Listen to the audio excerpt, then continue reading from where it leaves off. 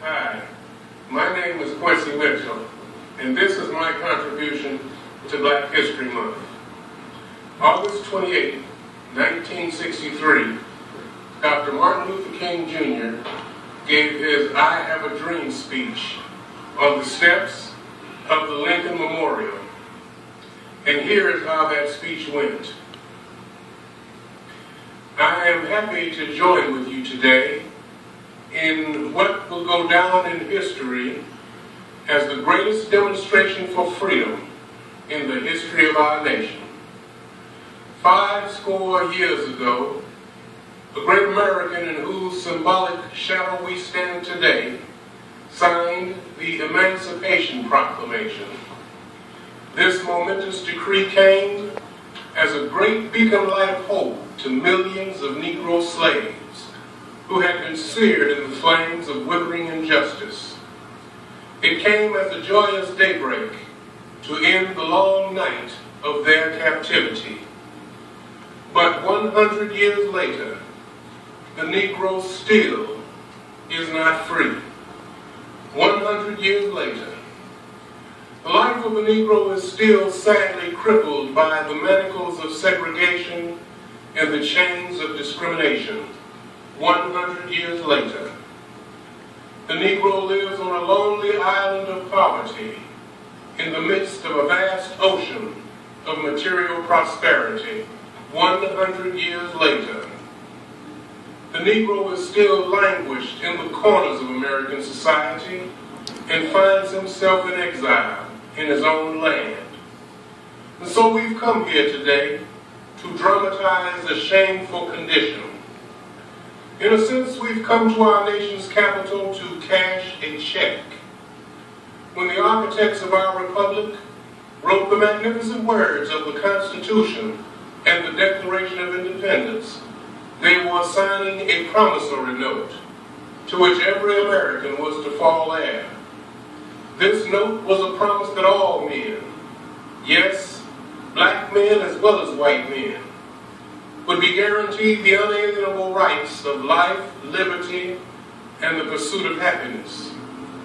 It is obvious today that America has defaulted on this promissory note insofar as her citizens of color are concerned.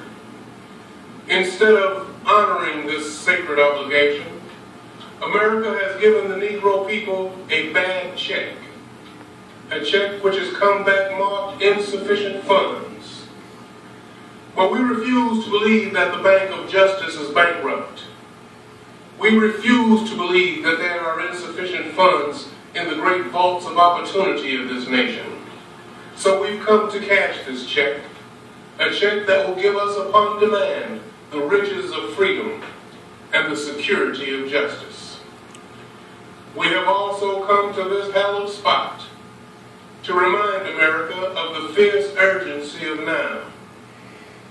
This is no time to engage in the luxury of cooling off or to take the tranquilizing drug of gradualism. Now is the time to make real the promises of democracy.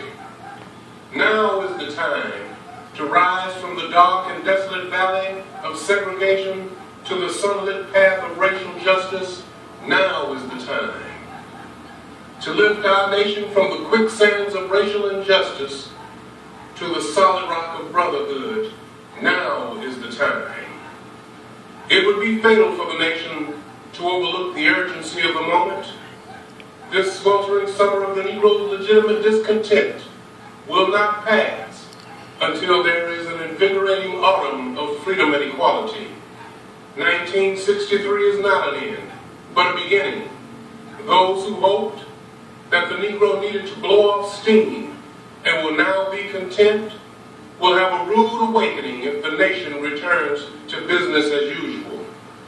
There will be neither rest nor tranquility in America until the Negro is granted his citizenship rights. The whirlwinds of revolt will continue to shake the foundations of our nation until the bright day of justice emerges. But there is something that I must say to my people who stand on the warm threshold which leads into the palace of justice. In the process of gaining our rightful place, we must not be guilty of wrongful deeds. Let us not seek to satisfy our thirst for freedom by drinking from the cup of bitterness and hatred. We must forever conduct our struggle on the highest planes of dignity and discipline. We must not allow our creative protest to degenerate into physical violence. Again and again, we must rise to the majestic heights of meeting physical force with soul force. The marvelous new militancy, which has engulfed the Negro community, must not lead us to a distrust of all white people. For many of our white brothers, as evidenced by their presence here today, have come to realize that their destiny is tied up with our destiny. They have come to realize that their freedom is inextricably bound to our freedom. We cannot walk alone. And as we walk, we must make the pledge that we shall always march ahead. We cannot turn back. There are those who are asking the devotees of civil rights, when will you be satisfied? We can never be satisfied as long as the Negro is the victim of the unspeakable horrors of police brutality. We can never be satisfied. As long as our body is heavy with the fatigue of travel, cannot gain lodging in the motels of the highways or the hotels of the city, we cannot be satisfied as long as the Negro in Mississippi cannot vote and the Negro in New York believes he has nothing for which to vote. No, we are not satisfied, and we will not be satisfied until justice rolls down like waters and righteousness like a mighty stream. I am not unmindful that some of you have come here out of great trials and tribulations. Some of you have come fresh from narrow jail cells. Some of you have come from areas where your quest for freedom left you battered by the storms of persecution and staggered by the winds of police brutality. You have been the veterans of creative suffering. Continue to work with the faith that unearned suffering is redemptive. Go back to Mississippi. Go back to Alabama. Go back to South Carolina. Go back to Georgia. Go back to Louisiana. Go back to the slums and ghettos of our northern cities, knowing that somehow this situation can and will be changed. Let us not wallow in the valley of despair. I say to you today, my friends, so even though we face the difficulties of today and tomorrow, I still have a dream. It is a dream deeply rooted in the American dream. I have a dream that one day this nation will rise up and live out the true meaning of its creed. We hold these truths to be self-evident, that all men are created equal. I have a dream that one day on the red hills of Georgia, the sons of former slaves and the sons of former slave owners will be able to sit down together at the table of brotherhood.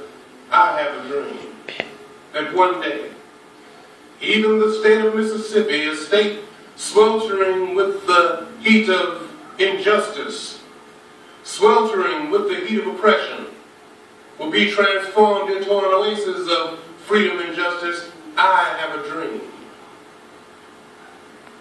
that my 4 little children will one day live in a nation where they will not be judged by the color of their skin, but by the content of their character. I have a dream today. I have a dream that one day, down in Alabama with its vicious racists, with its governor having his lips dripping with the words of interposition and nullification, one day right there in Alabama, little black boys and black girls will be able to join hands with little white boys and white girls as sisters and brothers. I have a dream today. I have a dream that one day every valley shall be exalted. Every hill and mountain shall be made low. The rough places will be made plain, and the crooked places will be made straight. And the glory of the Lord shall be revealed, and all flesh shall see it together. This This is the faith that I go back to the South with. With this faith, we will be able to hew out of the mountain of despair a stone of hope. With this faith, we will be able to transform the jangling discords of our nation into a beautiful symphony of brotherhood. With this faith, we will be able to work together, to pray together, to struggle together, to go to jail together, to stand up for freedom together, knowing that we will be free one day. And this will be the day when all of God's children will be able to sing with new meaning. My country, 'tis of thee. Sweet land of liberty, of thee I sing. Land where my fathers died, land of the pilgrim's pride. From every mountainside, let freedom ring, and for Americans to be a great nation, this must become true. And so let freedom ring. From the prodigious hilltops of New Hampshire, let freedom ring. From the mighty mountains of New York, let freedom ring. From the heightening Alleghanies of Pennsylvania, let freedom ring. From the snow-capped Rockies of Colorado, let freedom ring. From the curvaceous slopes of California. But not only that, let freedom ring from Stone Mountain of Georgia. Let freedom ring from Lookout Mountain of Tennessee. Let freedom ring from every hill and molehill of Mississippi. From every mountainside, let freedom ring. And when this happens, when we allow freedom ring, when we let it ring from every village and every hamlet, from every state and every city, we will be able to speed up that day when all of God's children, black men and white men, Jews and Gentiles, Protestants and Catholics, will be able to join hands and sing the words of the old Negro spiritual. Free at last, thank God Almighty, we are free at last. My name is Quincy Mitchell, and that is my contribution to Black History Month.